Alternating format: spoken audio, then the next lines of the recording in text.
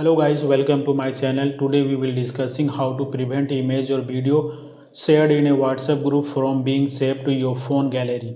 Actually what happened is when you are a member of a WhatsApp group or and various photo and video are shared in the group, they are automatically get saved in your phone gallery.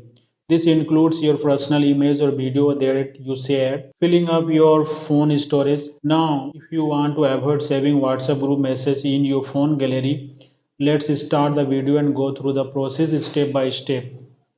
Open WhatsApp on your mobile. Select the group for which you do not want to save image and video in your phone gallery. Tap on the name of this group. Scroll down and tap on the option for media visibility. Here you will see show newly downloaded media from this set in your device gallery. It is selected by default. Change it to no and tap on OK. Now go back.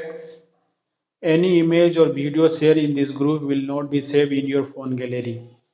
If you want to prevent any WhatsApp image or video from being saved in your phone gallery altogether, tap on the three dot in the top right corner. Tap on setting, then select the chat option.